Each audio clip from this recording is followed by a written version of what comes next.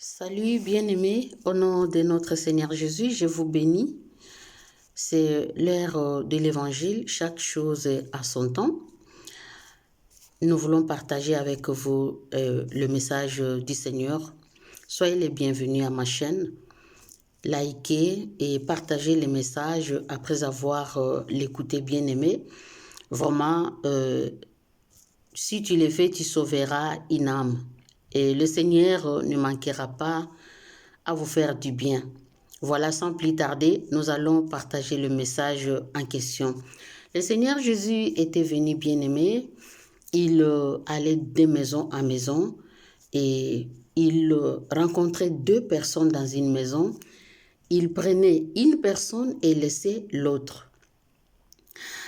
La personne avec laquelle il prenait, bien-aimé, était déjà bien préparée. Elle semblait avoir un bon cœur, humble, pendant que l'autre était dans la distraction, contemplant les choses de sa maison. Et voilà que le Seigneur prenait, tout ce dont il prenait disparaissait. Et c'est alors qu'il me montra, qu'il me disait, dites-leur de se préparer pour l'enlèvement. Bien-aimé, l'enlèvement est pour bientôt. Lorsque nous disons, nous parlons de l'enlèvement, nous voyons directement les retours de notre Seigneur Jésus dans les airs qui est pour bientôt. Car les signes du temps de la fin sont manifestes en ces temps où nous sommes. Il nous a parlé des tremblements de terre, il nous a parlé des famines, il nous a parlé des guerres, il nous a parlé de la séduction de l'Église. Nous voyons aujourd'hui comment les choses se font à l'Église. L'abomination dans l'Église. Nous voyons les choses qui n'existaient pas. Aujourd'hui, c'est possible dans nos églises.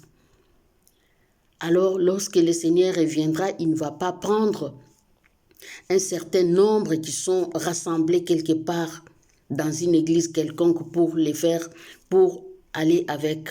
Mais il prendra toi et moi lorsque nous sommes préparés pour rencontrer notre Seigneur. En quoi consiste la préparation? La préparation exactement consiste à ce que nous puissions nous séparer avec le mal. Nous voyons que en ce moment où nous sommes, puisqu'il est écrit, puisque l'iniquité sera accrue, l'amour de plusieurs se refroidira. Bien-aimés, nous sommes au temps où les gens n'ont plus l'amour. La haine a pris la place de l'amour. La jalousie. Les gens ne veulent pas voir un autre progresser, aller de l'avant, être béni, témoigner que le Seigneur m'a fait ça. Bien-aimés, les gens tuent les autres. C'est comme de la blague. Nous voyons tant de choses. L'apôtre Paul nous a préparés.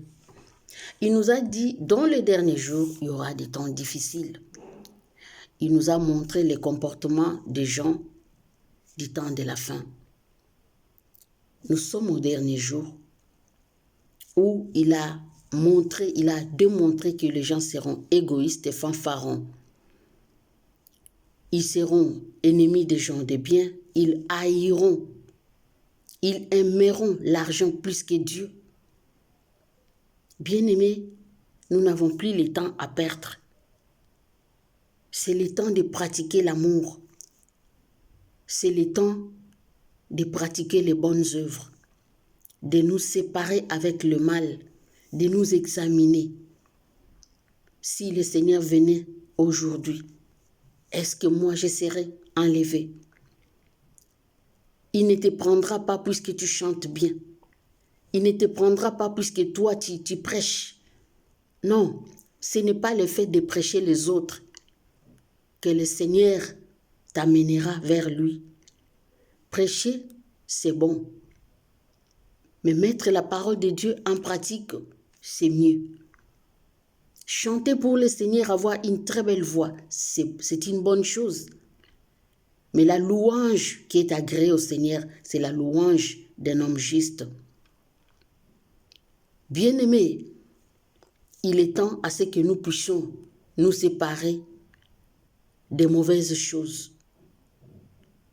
C'est le temps de mettre les choses en ordre, de séparer ce qui est précieux de ce qui est vil. Le prophète Jérémie avait posé la question à notre Dieu.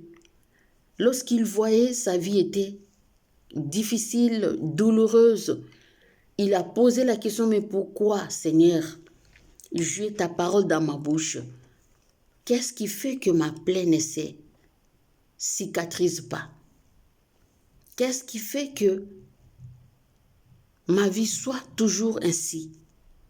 Le Seigneur lui a dit, si tu sépares ce qui est précieux de ce qui est vil, tu seras comme ma bouche. Bien-aimé, peut-être tu es serviteur de Dieu et que tu sens maintenant que tu es dans un état de faiblesse.